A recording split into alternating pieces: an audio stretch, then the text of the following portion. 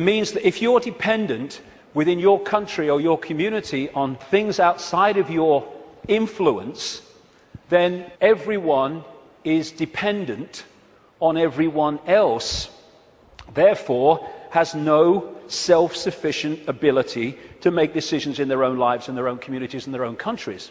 And the reason that they want to do this is they want to make everyone dependent on something outside their control, because dependency equals control.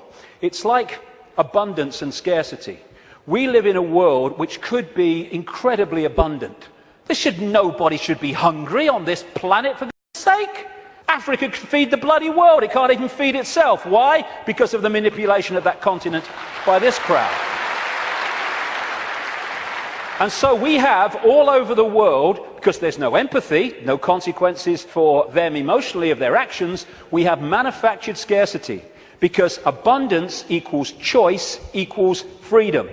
Scarcity equals dependency equals control. And that's why we have manufactured dependency. We have people hungry in a world of plenty. Close to the spider people are the Rothschilds. And when I talk about the Rothschilds, one thing, I'm not talking about all people called Rothschild. The vast majority of people called Rothschild won't have a clue what other Rothschilds in that dynasty are doing. And secondly, I don't even mean only people called Rothschild. I mean the Rothschild bloodline. I've been writing in my books now since 1998 that Father George Bush is a notorious pedophile, child torturer, child killer, and serial killer of adults as well.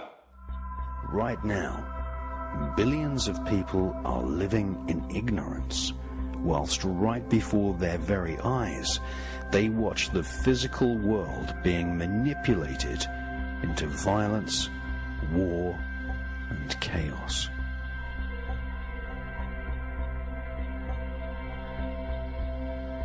Many rulers of the world are members of secret societies who summon demons and devils from the lower planes of the spirit world. The rituals of cults such as the Golden Dawn, World International Freemasonry, and the Knights Templar all originated with the teachings of the Kabbalah.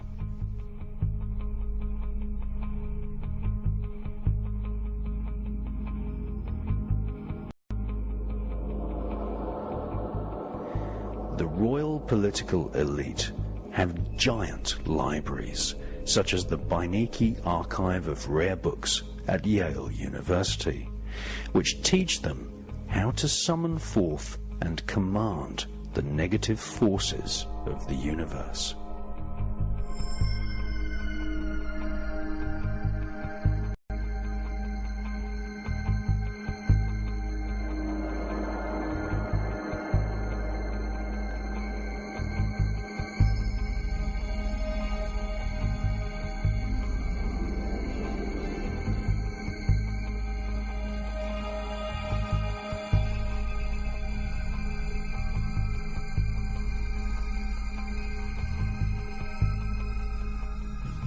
We live in a democratic dictatorship. It is a dictatorship run by people who perform rituals.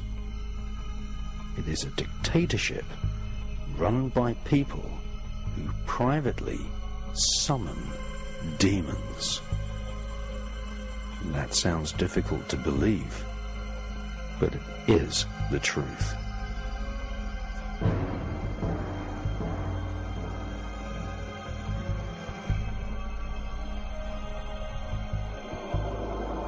Cuneiform tablets and cylinder seals made in ancient Iraq, the former kingdom of Babylon, tell the story of two extraterrestrial star gods coming to Earth and genetically manipulating mankind. These alien star gods were called Enlil and Enki. Their alien race was called the Anunnaki, which roughly translated means princes of the royal genetic seed.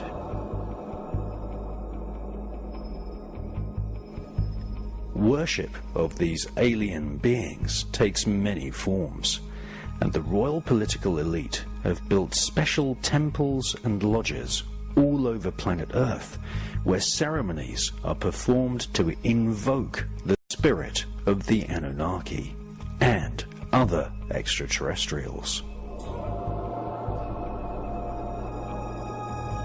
This film is about something so obvious that it stares us right in the face, but is never discussed openly. That is, that on every continent of planet Earth, there are giant temples which are aligned to the stars and planets. These temples are actually astronomical calculators, space observatories, and more importantly, they are places devoted to magical ritual. Massive stone temple complexes all over the world, from Cambodia to Mexico, were built for the same reason. These temples were used to summon spirits. The pyramids of Giza are actually astronomical computers, which are no less sophisticated for their time than our computers are for our age.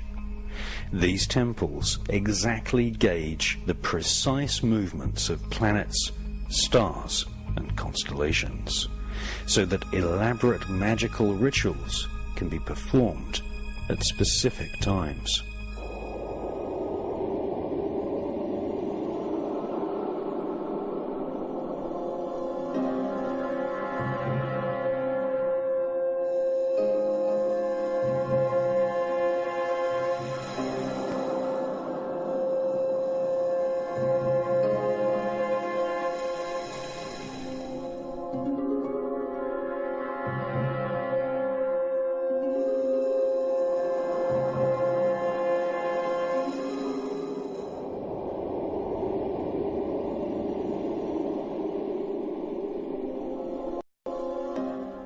These cults have perverted ancient rituals and now summon not just gods or angels, nor even just spirits of their ancestors, but these cults are summoning demons, and some believe they are even summoning the devil himself.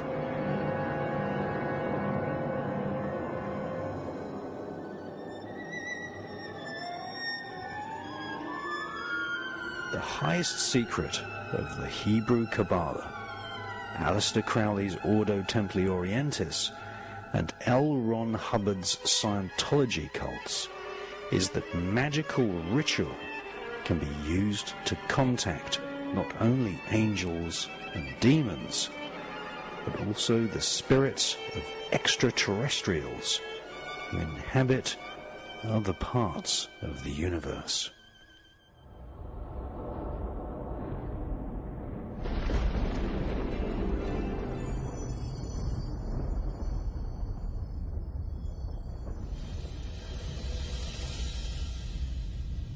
One of the best sources of information about the spirit world comes from Eastern mystical author Swami Panchadasai. Swami Panchadasai's book, entitled The Astral World, was first printed in 1915. By understanding the spirit world, we can understand the goal of magical ritual performed by the global network of secret societies, witch covens, Freemasons, and Kabbalists.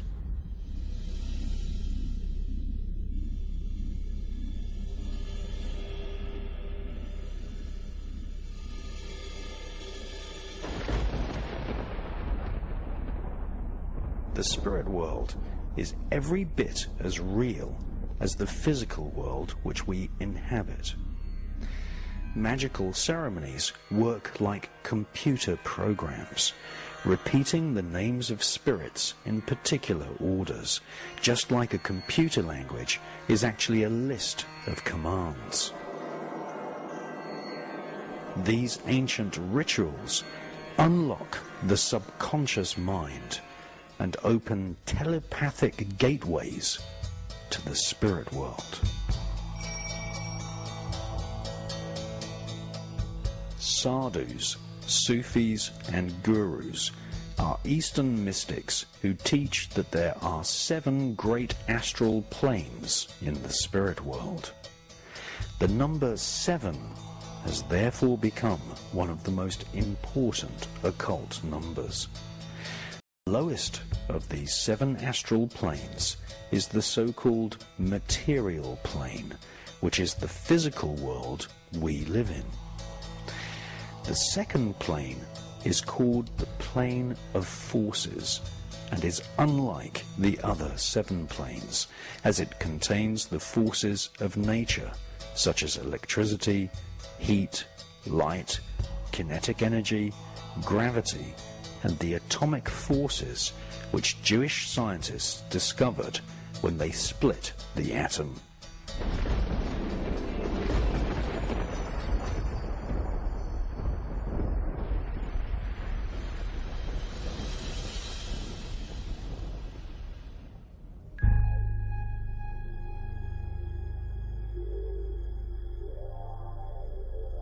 In 1943, Robert Oppenheimer's team calculated the forces which would be unleashed from splitting a single atom. They became concerned that a global chain reaction would take place, igniting all the hydrogen and gases in the Earth's atmosphere and thus incinerating the entire planet. Nevertheless, funded by politicians and military officers who are traditionally members of Kabbalistically inspired secret societies, Robert Oppenheimer and his team of mostly Jewish physicists went ahead and exploded the first atomic bomb, which ripped apart the finer atomic forces of nature for the first time, creating a catastrophic shockwave, not just in the physical world, but also in the spirit world.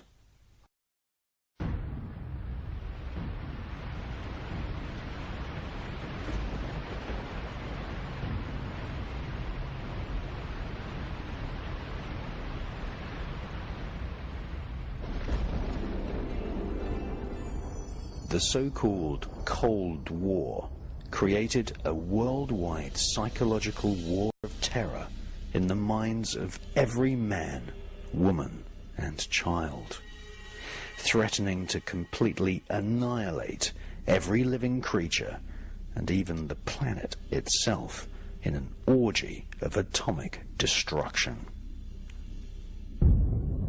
We knew the world would not be the same. Few people laughed.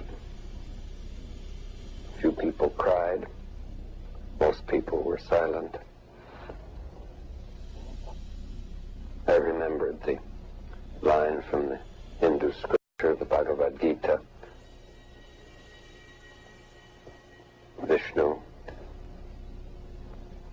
is trying to persuade the prince that he should do his duty, and to impress him takes on his multi-armed form and says, "Now I am become death, the destroyer of worlds." And this is one example. A lady who became a friend of mine, Kathy O'Brien, who was in the American government mind control project since she was a kid, and met her many times. She still corresponds with me now and again, and I've met her daughter that she was talking about. Lovely, lovely girl, totally shattered by these people. And that's one example of millions and millions that are going on around the world. And this is what she said in a book, Transformation of America. Kelly's bleeding rectum was but one of many physical indicators of George Bush's pedophile perversions.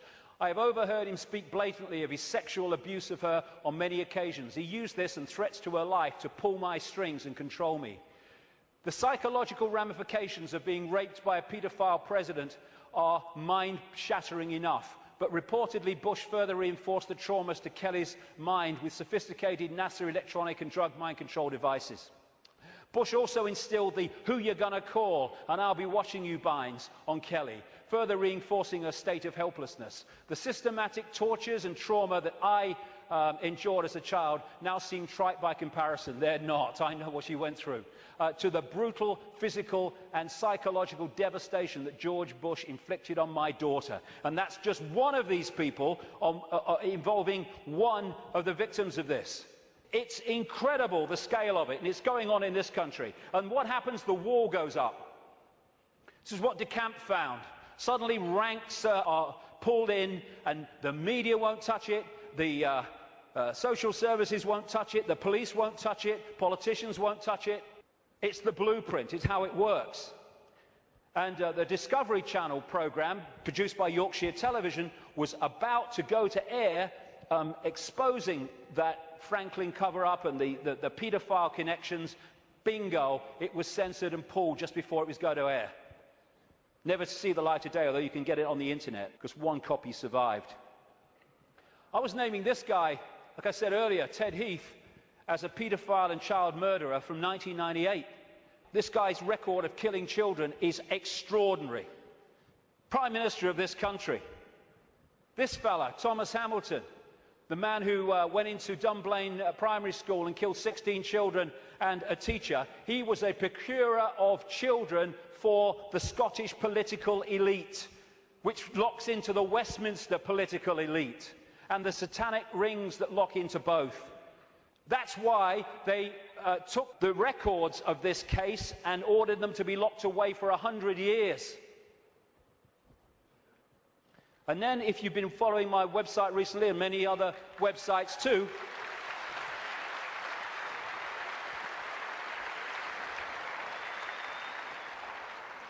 here you have the classic blueprint again. Everywhere you go, same blueprint.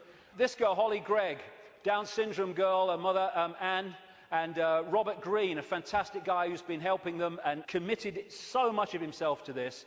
When she started, Holly started saying what had happened to her, being raped and abused by the Scottish elite, suddenly the wall went up again. And Robert was arrested. He's been treated appallingly by the police, the Grampian police in Scotland. Grampian area of Scotland, by the way, notorious for Satanism. And he's now basically been told what he can't say, and he can't name people and all the rest of it, and he's, the case is ongoing. The media won't touch it, though maybe that might be changing, we hope.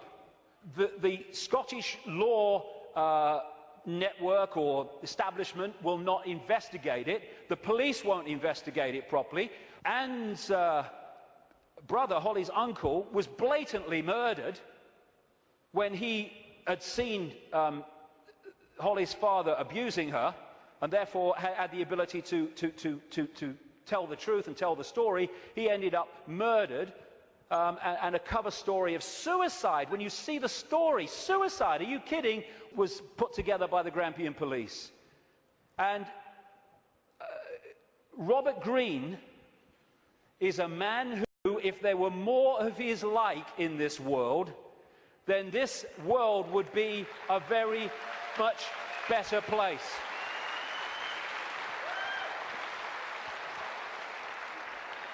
And Robert's actually here today, so thank you, Robert, very much for all you're doing.